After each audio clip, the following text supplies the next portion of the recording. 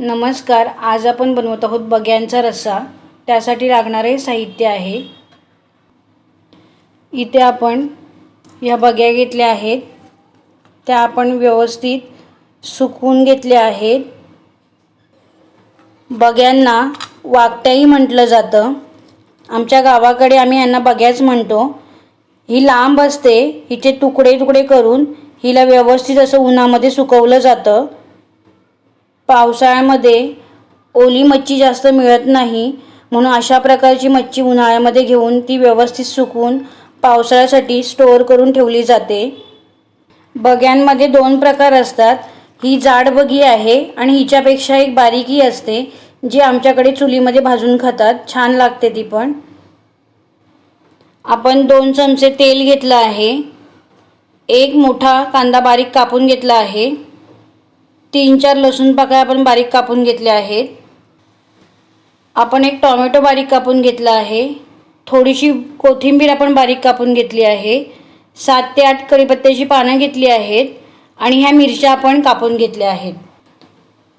हे कोकम आहे. कोकम आमच्या घरचं आहे, जे उन्हामध्ये व्यवस्थित असं वाळवून वर्षभरासाठी स्टोअर केलं जातं.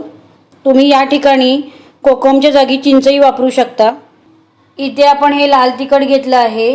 तेही घरचंच आहे, जे वर्षभरासाठी बनवून ठेवलं जातं.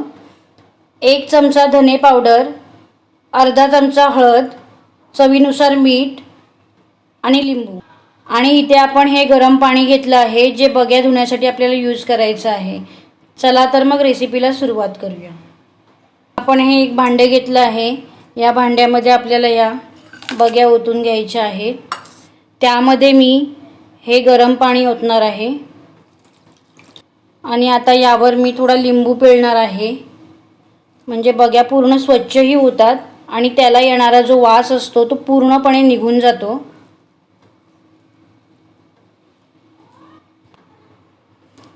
ही प्रोसेस करणं अत्यंत गरजेचं आहे, नाहीतर बग्यांना फार वास येतो.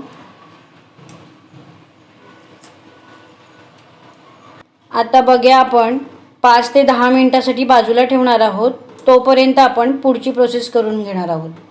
पातेलं आपण गॅसवर गरम करत ठेवलं आहे. त्यामध्ये मी 2 चमचे तेल ॲड करणार आहे. आता तेलावर मी कढीपत्त्याची पानं ॲड करणार आहे. कढीपत्त्याची पानं ऑप्शनल आहेत.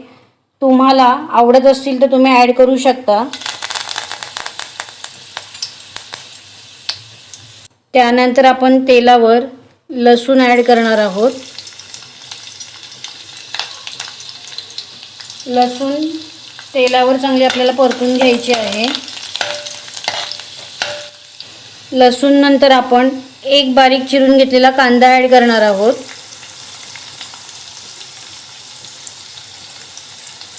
आपल्याला हे सगळं तेलावर छान असं परतून घ्यायचं आहे. कांदा आपल्याला छान असा शिजवून घ्यायचा आहे. आता आपल्याला यामध्ये टोमॅटो ॲड करायचा आहे.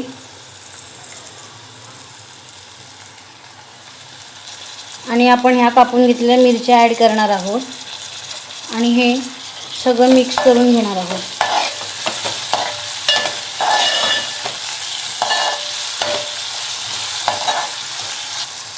आता आपल्याला मीठ ॲड करायचं आहे. मीठ ॲड केल्यामुळे कांदा टोमॅटो छान असा शिजला जातो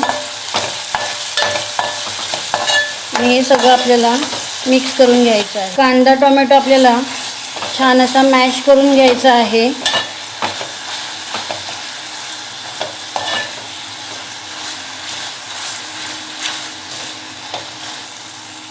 आता आपण हे 2 चमचे लाल तिखट ॲड करणार आहोत. 1 चमचा धनेपूड, अर्धा चमचा हळद. आता हे सगळं आपल्याला मिक्स करून घ्यायचं आहे.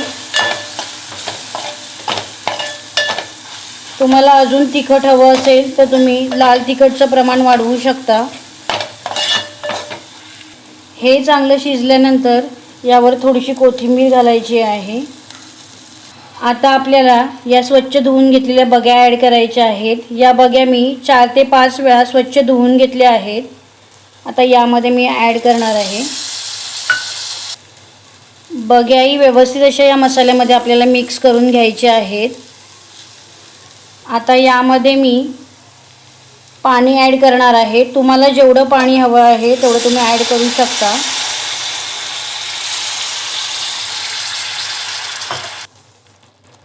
आता पुन्हा एकदा आपल्याला हे पाणी वगैरे सगळे मिक्स करून घ्यायचं आहे.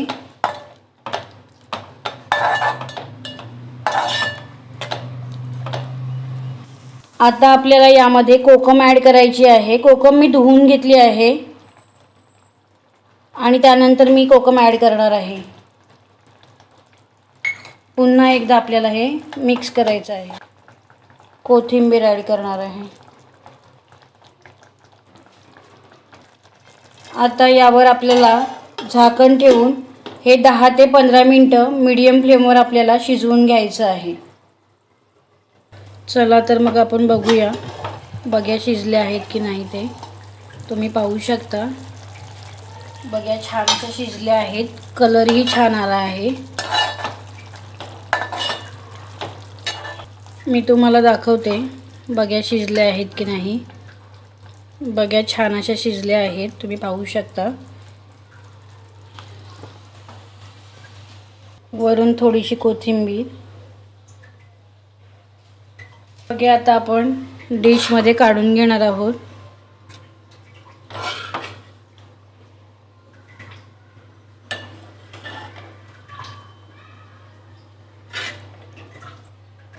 बघा पूर्ण आपण या डिशमध्ये काढून घेतले आहेत. मी तुम्हाला एकदा जवळून दाखवते.